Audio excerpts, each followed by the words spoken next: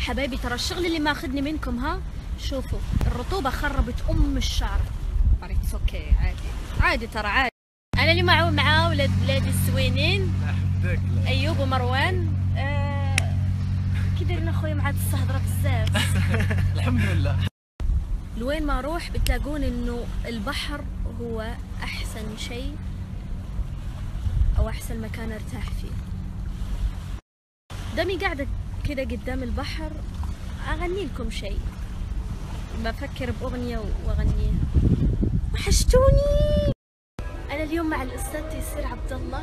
مرحبا رجاء، قولي اسمي بالمغربي حلو طلع. خويا تيسير عبد الله. لا الترجمة بليز.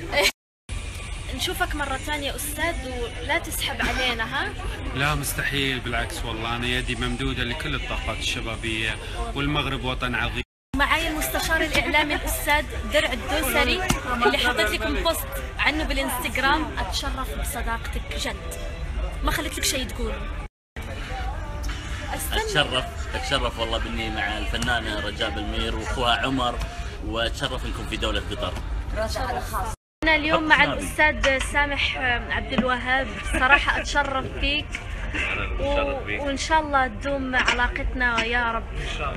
الحين حبايبي أشوف إنه الكل يبغى يتواصل معاي، بس أنا مو فاتحة الخاص. بكتب لكم أكاونت سامح على السناب، وأي شيء تبوني فيه كلموني. خويا بالصحة. الله يعطيك الصحة. كي ضرب المغربية واعر. بارك الله عليك. الله يحفظك أخويا. اليوم عيد ميلاد عمر، قاعد المسكين. في شخص واحد اللي عطاه هدية، أنا.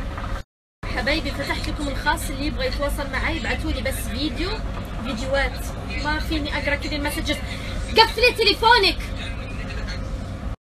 حبايبي سوري اني ما قدرت ارد عليكم، افتح الفيديوهات فاول ما ابغى ادخل على الكونفرزيشن ارد الاقيها نزلت تحت. ام سوري تليفوني علق.